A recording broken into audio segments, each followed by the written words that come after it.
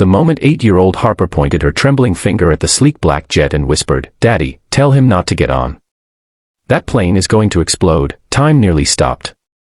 And standing beside her, confused, exhausted, desperate, single father Noah Reynolds realized that if he stayed silent, a man would die, and his daughter might never forgive him. It wasn't the kind of warning anyone should ignore. And definitely not the kind of warning a child should be certain about. Noah had no idea how he ended up in this moment. A week ago, he was working double shifts at a small mechanic shop, trying to keep the lights on while raising Harper alone. Today, he was standing in front of Callum Hayes, a billionaire known for turning small businesses into global empires, about to tell him something completely insane. But everything had led to this. If this story touched your heart, don't forget to like, share, and leave your thoughts in the comments. Noah had never planned on being a single dad. His life changed 5 years ago when Harper's mother passed away unexpectedly, leaving him with a baby girl who didn't understand loss but understood love, and clung to him for it. The years that followed were messy, jobs lost, bills unpaid, a heart broken over and over again by things he couldn't control. But Noah never quit. For Harper, quitting wasn't an option. Harper grew into a bright, curious, strangely intuitive little girl. She noticed things most kids ignored, tiny details, odd patterns, warning signs. Noah often joked she was born with a sixth sense, but deep down he knew, some of her instincts were frighteningly accurate. And today seemed to be one of those days. Earlier that morning, Noah had brought Harper to the small private airport where he worked part-time doing maintenance checks on private jets. A storm the night before had pushed the schedule behind, and Noah couldn't afford to say no to extra hours. Harper sat on a crate, humming while drawing doodles on her little notepad. She swung her legs, cheerful as always, until the moment Callum Hayes arrived. The billionaire walked in like a man who owned the world, tailored suit, precise steps, ice cold but alert. He was flying out for an urgent overseas deal that could shift the entire energy market, according to the whispers among the staff. Noah barely noticed him at first. He was too busy wiping grease off his hands and reviewing the morning checklist. Then Harper tugged his sleeve. "Daddy," she whispered. Her eyes weren't playful anymore, they were terrified. "Something's wrong with that jet." Noah frowned. "What do you mean, sweetheart?" She pointed at the aircraft, a Falcon 900 with a polished exterior, one of the safest jets on the runway. It's going to explode." Noah's heart froze. "Harper, don't say things like, 'I know it, Daddy.'" Her voice cracked. "Please. You have to tell him." Noah stared at his daughter.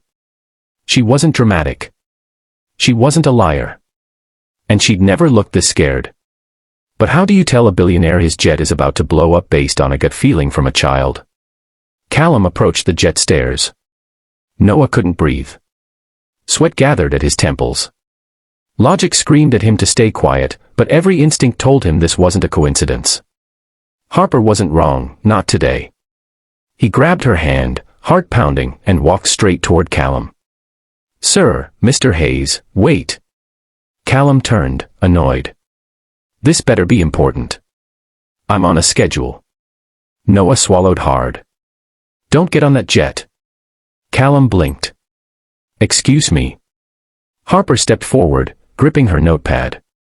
"It's going to explode," she whispered. Dead silence. One of Callum's security guards scoffed. Another rolled his eyes. But Callum's stare tightened, his jaw ticking with irritation. "Why would you say that?" he asked. Harper looked up at him with fear shining in her eyes. "Because I feel it." Callum sighed. "I don't make decisions based on feelings, kid." Noah forced himself to speak again. "Sir. I've worked in this hangar for 6 years. I know these engines. I know your maintenance schedule. But my daughter, she's never wrong about things like this." Callum raised one brow.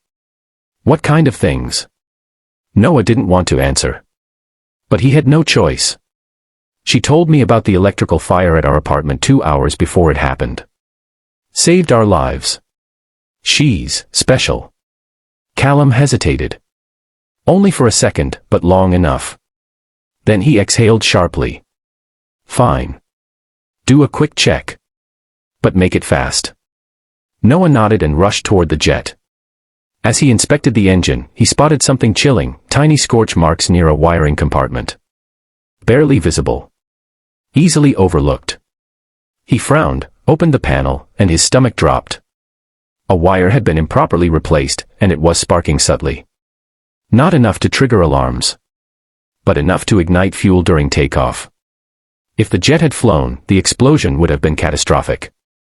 Noah stepped back, terrified by how close they'd come. "Callum," he shouted. She was right. "This plane can't fly."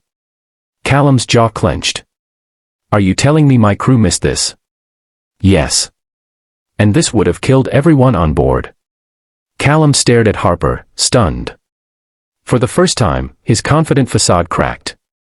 "How did you know?" Harper stepped behind Noah's leg shyly. "I just felt it." Callum didn't know how to respond.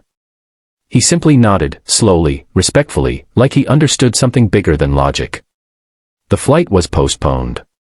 The crew scattered to inspect every inch of the aircraft. Callum, surprisingly, didn't leave the hangar. He approached Noah and Harper slowly. "You saved my life," he said softly. "No, sir," Noah replied. "She did." Callum crouched down to Harper's height. "Thank you." Harper gave a tiny smile. "Can we go home now? Daddy makes pancakes on Saturdays." Callum's eyes flicked toward Noah with curiosity. "You raise her alone?" "Yes." "I see." He paused, thoughtful. "You're a good father." Noah wasn't used to praise, especially from men with so much power. "I try." Callum nodded. "Trying is what makes you one." Harper tugged Noah's sleeve again. "Daddy, can he come for pancakes?" Noah's face flushed. "Harper, he's a very busy man." But Callum's eyes softened with something Noah never expected, loneliness. "Actually," he said, almost quietly, "I'd like that." They ended up in Noah's small, worn-down apartment, something Callum had never stepped into in his life, cracked tiles, old furniture, chipped walls. But somehow, he looked more comfortable than he ever did in boardrooms and skyscrapers. Harper sat at the table while Noah cooked. Callum leaned against the counter, watching father and daughter interact with warmth he didn't even try to hide. "You two have something real," he said. "Most people spend their whole lives chasing it." Noah glanced at him. "Money doesn't buy everything, huh?" Callum smiled faintly. "No. It buys distractions." They shared pancakes, laughter, and stories. And something unexpected grew between them, a connection neither man saw coming. When the meal ended, Callum stood and took a deep breath. "Noah. I want to offer you a job." Noah nearly dropped the plate he was washing. "A job?"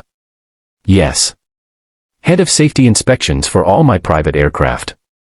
Triple your current salary. Full benefits. Housing if you need it. I need people I can trust, and you just saved my life." Noah's heart pounded. "Sir, I don't know what to say." "Say yes," Harper whispered. "Daddy, say yes." Callum laughed. "She has good instincts. You should listen."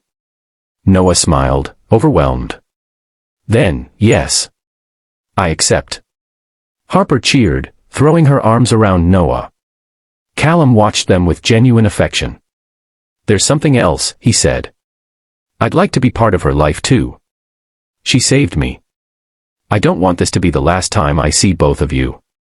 Noah looked at him carefully. "Why us?" Callum hesitated, then spoke the truth. "Because the world looks different when someone saves your life. And because when Harper warned me today, it wasn't fear I saw in her eyes, it was love. And I realized I haven't felt that in a long time." Silence settled between them, not uncomfortable, but full of possibility. Harper reached out and held Callum's hand like it was the most natural thing in the world. "You can be our friend," she said. "Forever." Callum swallowed, a rare shimmer of emotion in his eyes. "I'd like that." From that day forward, everything changed. Callum became more than a billionaire. They discovered he was kind, funny, surprisingly gentle. Noah became more than a struggling single father. He grew confident, secure,